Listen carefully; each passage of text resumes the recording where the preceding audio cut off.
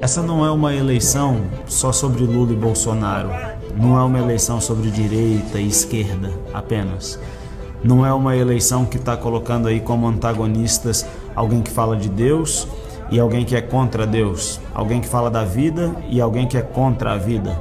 Alguém que defende a família e alguém que é contra a família. É tudo isso, mas não é só isso.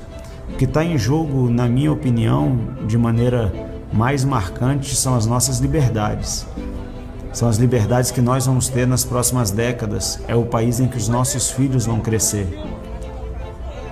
E a gente viu isso bem pouco tempo atrás. Eu queria lembrar você, porque nós não podemos esquecer o que aconteceu durante a pandemia. A gente não pode esquecer que durante a pandemia, governadores, prefeitos e ministros do Supremo Tribunal Federal impediram brasileiros de levar comida para casa, impediram brasileiros de trabalhar na rua, de vender a sua marmita, de vender a sua água de coco, de vender a sua roupa, a sua rede, para levar comida para casa. Eles diziam, fique em casa, que a economia a gente vê depois. Agora eles estão imputando a inflação, etc., os problemas da economia ao Bolsonaro, como se não fossem eles os causadores. Mas eu queria lembrar você que durante aquele período teve policial maltratando pessoas em cadeiras de roda, que estavam trabalhando na cadeira de roda vendendo CD na rua. Eu queria lembrar você que houve mulheres que foram espancadas pelo crime, entre muitas aspas, de estar trabalhando, porque tem filho em casa. Eu queria lembrar você que teve donos de empreendimentos que foram multados porque abriram a porta do seu restaurante fechado, obedecendo a essa norma do fecha tudo.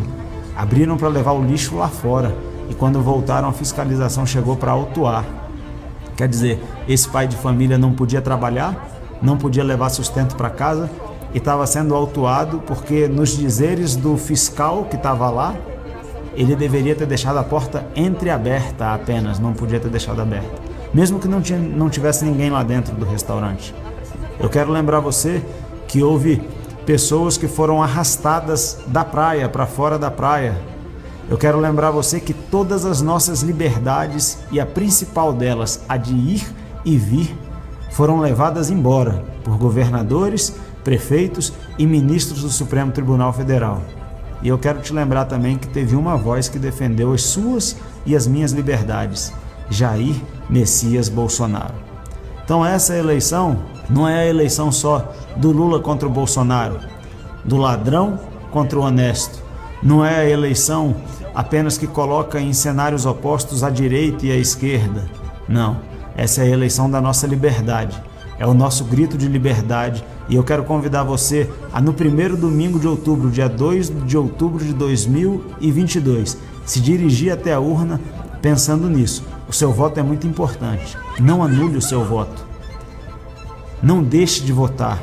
Não deixe de comparecer. O seu voto é muito importante e ele é importante não só para você. Ele é importante para as próximas gerações. Nós temos o dever patriótico de defender a nossa liberdade. Temos um dever moral, nós temos um dever ético de defender os nossos princípios e os nossos valores, a vida, a liberdade e a propriedade. E neste ponto em específico eu estou falando das nossas liberdades. A eleição de 2022 vai garantir as nossas liberdades ou não? Depende de mim e de você.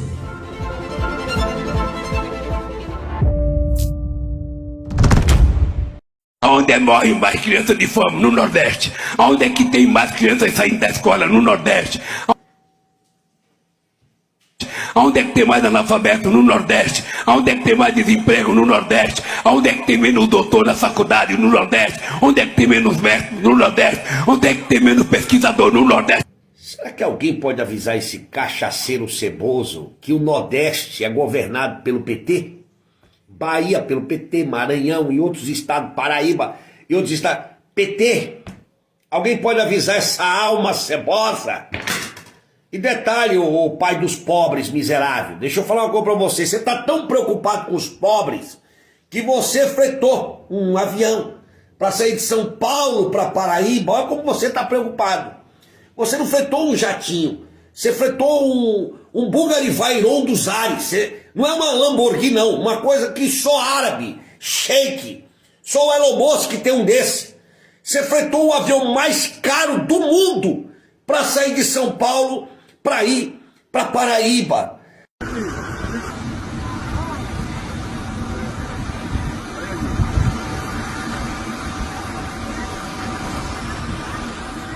E os seus governadores petistas miseráveis deixaram o povo na miséria? Mais de 100 mil cestas básicas. Daria para matar a fome de uma criança que está na rua, morando na rua, devido à crise que vocês fizeram. E querem colocar a culpa no Bolsonaro. Alguém avisa esse cachaceiro que o Nordeste, a maioria dos estados é PT? R$1 milhão para fazer um voo? Imagina um cara desse, 45 dias de campanha com um avião desse. Gente, isso é um absurdo. Essa aeronave que esse cara alugou para voar para o Nordeste é o avião mais caro do mundo. O cara podia ter pegado um avião, um jatinho aí, 150 mil, 80 mil reais para fazer um voo. Não, R$1 milhão. Imagina um cara desse 40, esse cara tá preocupado com o pobre? E você acreditando numa alma cebosa dessa, você é outro safado, você é outro sem vergonha. Você é pior do que esse canalha, rapaz. Você é outra alma cebosa.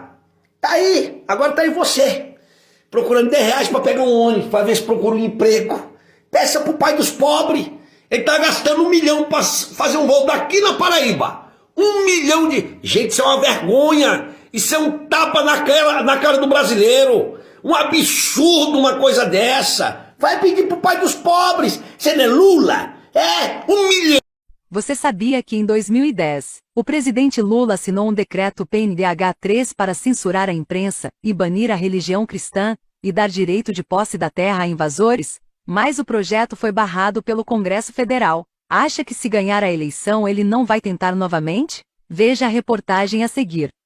O novo decreto de direitos humanos do governo federal é criticado pela sociedade e até mesmo por ministros de Estado.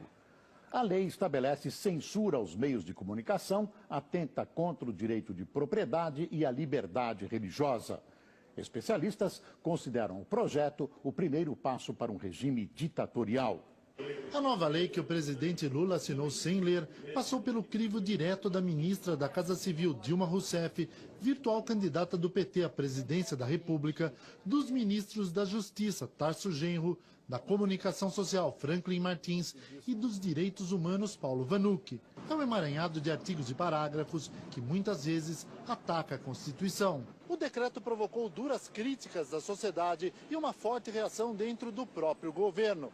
Para os especialistas, se for aprovada da maneira como está, a lei será o mais duro golpe contra a democracia desde o fim da ditadura militar. Ives Gandra Martins é um dos mais conceituados juristas internacionais. Ele é autor de mais de 300 livros sobre direito, sozinho ou com outros autores, com obras publicadas em 19 países. Ao analisar o novo decreto, ele ficou impressionado. Um dos documentos com maiores sandices que eu tive a possibilidade de ver nos meus 51 anos de advocacia e nos meus 49 anos de magistério de direito. Catedrático em Direito por 31 universidades no Brasil, na América do Sul e Europa, Ives analisou vários itens do novo decreto. O projeto prevê que o proprietário rural que tiver uma fazenda invadida não poderá mais recorrer ao judiciário. O que eles estão pretendendo é dar direito àquele que invadir qualquer terra, fazer com que, uma vez invadido, o direito de propriedade deixe de ser do proprietário e de ser do invasor. A lei quer evitar a divulgação de símbolos religiosos. Se não pode haver mais símbolos religiosos, nós temos que mudar o nome da cidade de São Paulo. Todas as cidades que têm nomes de santos não poderão mais ter. Será criada uma comissão para controlar o conteúdo dos meios de comunicação. No momento em que se elimina a liberdade de imprensa, neste momento nós estamos perante, efetivamente, o início de uma ditadura. Quem financia o Lula, né? Por que financia o Lula? É uma pergunta que a gente faz. E aí, essa semana teve um jantarzinho, sabe? O jantarzinho foi o Cláudio Haddad, dono da Insper, o Sicupira, que é sócio da Ambev, portanto, sócio do Lema, o Fábio Barbosa e o Pedro Passos, que são os donos da Natura, o Frederico Trajano, que é filho da Luísa Trajano, da Magalu, o Olácio Laffer Piva, que é o dono da Klabin, e o Pedro Moreira Salles, que é o dono do Unibanco, e o Sérgio Real, que é o dono do Santander. Esses são os milionários que querem acabar com o Brasil e estão financiando a campanha do Lula. É para isso que o Gervásio falou, é para eles ganharem dinheiro no final. Por que que o Itaú e o Santander estão tão abertamente a favor do Lula? Aí veio a pandemia, e aí o Bolsonaro e o Paulo Guedes tiveram essa ideia de dar o auxílio emergencial. Para receber o auxílio emergencial, você só precisava se cadastrar, dar o teu CPF, dar o teu telefone e declarar ali a tua renda, a tua função, enfim, não tinha nada comprobatório, até porque os bancos estavam fechados, nem teria como ter. A partir desse momento, se estima que entre 10 e 12 milhões de brasileiros passaram a existir bancariamente, ou seja, ele passou a ter uma conta bancária, começou a receber um dinheiro do auxílio emergencial e ter um cartãozinho, uma coisa, um Pix e tal. Isso foi um crime para o sistema bancário. Então, os banqueiros odeiam o Bolsonaro por esse motivo, porque ele abriu a concorrência. Além dos bancos digitais, que são outros bancos que você também abre online, que fizeram também uma concorrência enorme para esses bancos, a gente tem o Pix e a própria Caixa, que passou a ser hoje o maior operador do mercado. Então, a gente viu o Itaú, o Bradesco e o Santander terem lucros menores e a Caixa e o Banco do Brasil estarem lotados de dinheiro. E isso tudo foi a inclusão bancária, que foi a maior inclusão da pobreza que nós tivemos no Brasil, foi essa inclusão bancária. Quem não tem agora uma funcionária que quer receber por Pix, o cara que vende fruta ali que você paga com Pix, diz que a quantidade de dinheiro mesmo, em circulação no Brasil hoje, é menos da metade do que era antes do Pix. Então vocês imaginem quem é que odeia essa inclusão digital, quem é que odeia que os pobres tenham acesso ao sistema bancário? Não é o Bolsonaro, né? É quem está apoiando o Lula.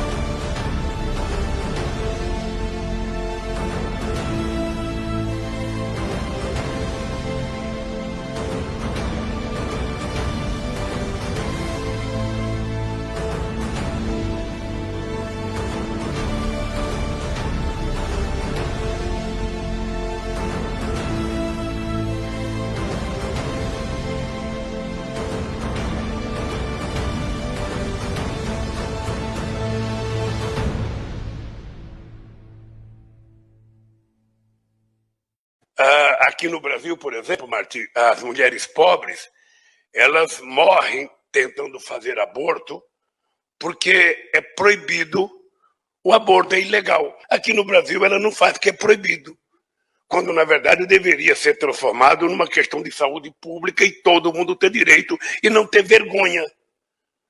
Eu não quero ter um filho, eu vou cuidar de não ter meu filho. Vou discutir com meu parceiro, eu não quero. O que não dá é a lei exigir que ela tenha. Essa lei não exige cuidar. Então, nós ainda precisamos avançar muito. E essa pauta da família, a pauta dos valores, é uma coisa muito atrasada. E ela é utilizada por um homem que não tem moral para fazer isso. Beam me up, Scotty.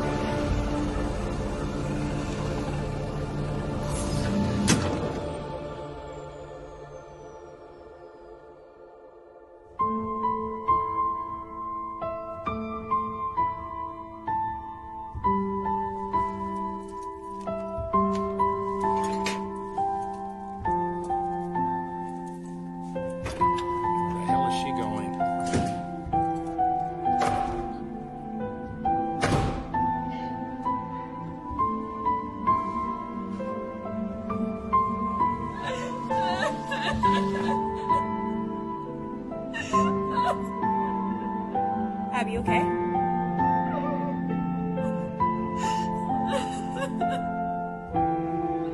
Did you need a doctor? Alô, pessoal. Só um esclarecimento muito breve. O Lula não roubou 6 trilhões de reais do Brasil para gastar nos puteiros, para ir comer pato numerado no Ritz, tá certo? Para comprar joias para as amantes dele. Não. Ele roubou para salvar da destruição o movimento político mais homicida, mais monstruoso, mais inumano que a humanidade já conheceu. Meu filho, ele roubou para financiar o morticínio. Eu não estou aqui falando de corrupção. Corrupção perto disso é bosta. Agora, gente que é incapaz de conceber, tem medo de conceber o mal nas suas verdadeiras proporções, só entende males menores. Então, vamos combater a corrupção. Não se trata disso. Gente, por exemplo, o regime chinês mata 90 mil prisioneiros por ano para vender órgãos.